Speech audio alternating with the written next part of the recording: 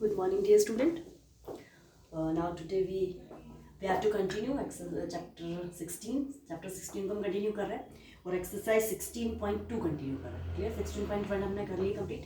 तो 16.2 exercise complete करने से पहले थोड़ी सी हम उसकी टर्म्स समझेंगे कि क्या है ना, किसका यूज वहाँ पर होगा. 16.2 जो एक्सरसाइज है उसमें इवेंट मोर देन वन है ना. मोर देन मतलब वन से ज़्यादा इवेंट वहाँ पर हो रहा है. अब क्लियर है कि वन से ज़्यादा अगर इवेंट है, मोर देन वन है, तो वहाँ पर क्लियर है प्लस माइनस या कॉमन या इस टाइप की टर्म्स वहाँ पर होंगी ना. तो थोड़ा सा हम इसकी टेक्नोलॉजी समझते हैं कि क्या है ना. सो यहाँ पर जो हम यूज़ करेंगे, हम कैलकुलेट करेंगे, हम फाइंड आउट करेंगे है ना. यहाँ पर हम कैलकुलेट करेंगे सबसे पहले event A or B.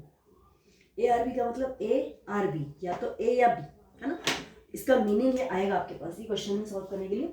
Event A or B आपको कैलकुलेट करना पड़ेगा. ए आर बी का मीनिंग है A union B. That means clear है कि आपको ए यूनियन बी कैलकुलेट करना है. क्लियर. सेकेंड जो टर्म हमारे पास आती है even A and B. A and B. A and B का मीनिंग है A intersection B. A and B मतलब available in A and also available in B. A और बी जो दोनों में आ रहा है. ठीक है. सो क्लियरली आंसर हुआ आपके पास ए इंटरसेक्शन बी है ना. जब भी आपके पास ए एंड बी कैलकुलेट करना that means A intersection B. Third one आपके पास इवेंट है बट नॉट बी. मतलब ए तो इवेंट हो रहा है बट बी नहीं हो रहा है ना. सो आप दैट मीन्स आप कैलकुलेट कर रहे हैं A minus B. A minus B calculate करने के लिए आपको कैलकुलेट करना पड़ेगा A intersection B dash. B dash का मीनिंग हुआ कॉम्प्लीमेंट ऑफ बी है ना.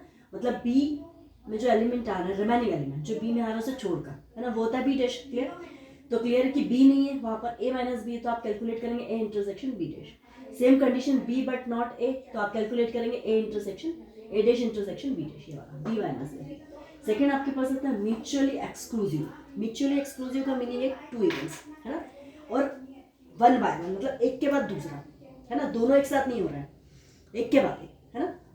और इनकेस दोनों में कोई कॉमन एलिमेंट आ रहा है is not a mutually exclusive. For example एक डाई है, इसको मैंने रोल किया है ना. अब डाई ए में ए जो इवेंट है वो है इवन नंबर का. क्लियर. या ऑड नंबर का. ठीक है. ऑड नंबर मैंने शो कर दिया 135 जब डाई को रोल किया. और बी जो आपके पास इवेंट है वो आपके पास है less than 4. Less than 4 number है ना. लेस देन 4 का मीनिंग है अगेन आपके पास आ जाएगा 1 2 and 3. So clearly 3 is the common element. 3 आपके पास कॉमन एलिमेंट आ रहा है यहाँ पर है ना. This is not a mutually exclusive. Mutually exclusive ये नहीं है. 3 is belongs to and 3 also is belongs to B. In case मैं करती हूँ कि फर्स्ट एलिमेंट है is the even number and second जो इवेंट है event B is the odd number है ना. तो this is the mutually exclusive. एक के बाद दूसरा, एक के बाद दूसरा, दोनों साथ में नहीं हो रहा है. क्लियर. और दोनों में कोई कॉमन एलिमेंट नहीं आ रहा. This is the mutually exclusive. Clear. So ये थोड़ी सी टर्म्स है जो हमने समझी है. अब नेक्स्ट हम एक्सरसाइज स्टार्ट करते हैं 16.2. 16.2 का क्वेश्चन नंबर फर्स्ट देखते हैं. अ डाई इज रोल्ड है ना. A die is rolled. Let E be the even, B shows the 4. Die shows 4 and f be the event, die shows even number. Are e and f are the mutually exclusive? क्या ये mutually exclusive है? Clear कि जो हमने example देखा mutually exclusive का वैसे ही solve होंगे ये.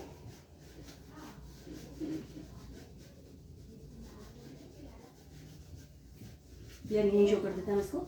एक्सरसाइज 16.2.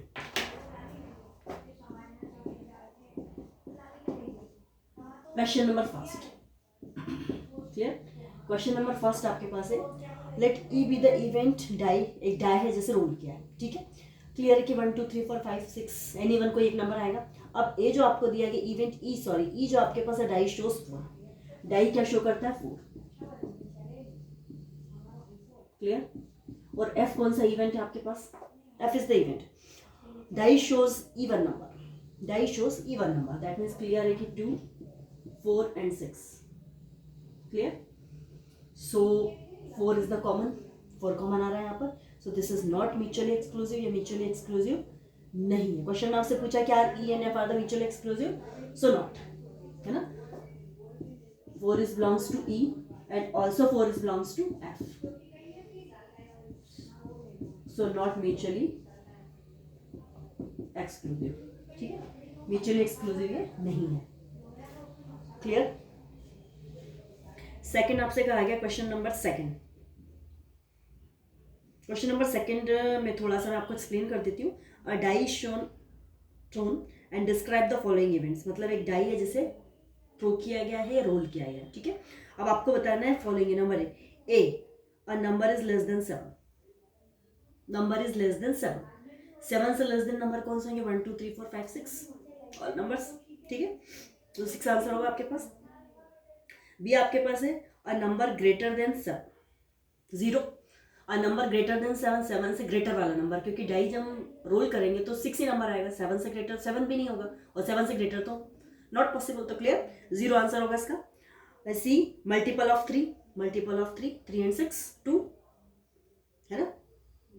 देन चलिए 1 और 2 में आपको कैलकुलेट कर देती हूँ. नीचे आपको पहले तो इवेंट ये कैलकुलेट करना है. देन आपको A union B, A intersection B, B union C, ये आपको कैलकुलेट करना है. क्लियर. सो देख लेते हैं उसको. Question number second. 1 और 2 पार्ट हम इसके कैलकुलेट कर लेते हैं.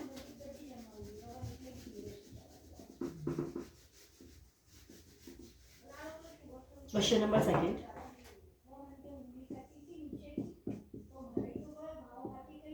और एक्सरसाइज आपके पास 16.2 ऑल्सो मेंशन है ये. क्लियर. चलिए फास्ट. आपको दिया गया ए.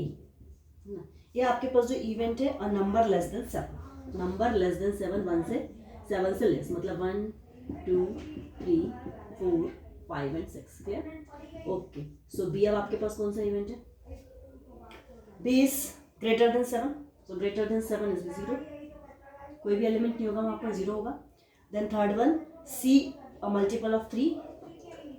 C is a multiple of 3, that means 3 and 6. Multiple of 3, 2 elements आएंगे यहाँ पर. Then next one, D, a number of less than 4. D को हम कैलकुलेट करते हैं. number of less than 4. 4 से less than मतलब 1 2 and 3. ये आंसर हो गया आपके पास. थोड़ा सा नीचे कैलकुलेट कर लेते हैं. फर्स्ट आपको कैलकुलेट करना A union B. A union B. Clear है कि complete and complete B. So finally आपका आंसर क्या होगा? ए यूनियन में दिस इज 0. ये तो 0 ही है. आपके पास आंसर ओनली ए वाला आएगा. That means 1 2 3 4 5 and 6. So clearly आप इसे शो कर सकते हैं A union B is equals to A. A ही आंसर आ रहा है आपके पास. ठीक है, फर्स्ट मैंने कैलकुलेट किया. सेकेंड आपके पास क्या है? A intersection B. A intersection B.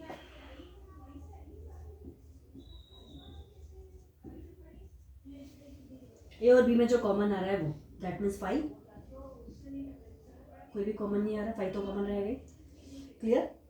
Now third one, third fourth आप देखेंगे. दैट मीन्स हम कैलकुलेट करते हैं A minus C. A minus C, A minus C. A minus C जो होता है वो होता है हमारे पास A intersection C dash. Clear, यही होता है इंटरसेक्शन सी डैश. ए तो कंप्लीट है आपके पास. अब सी डैश हमें कैलकुलेट करना पड़ेगा.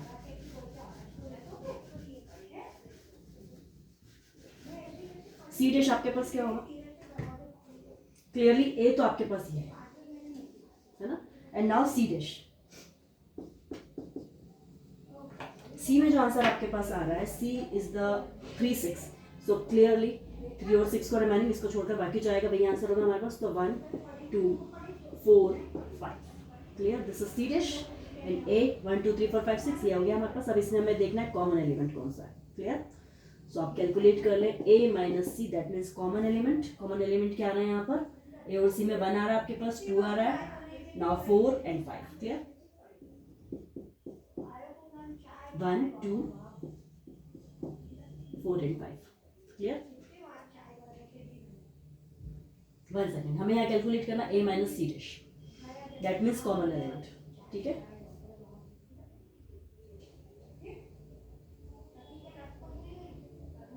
आप डायरेक्टली ऐसे भी कैलकुलेट कर सकते हैं ए माइनस सी.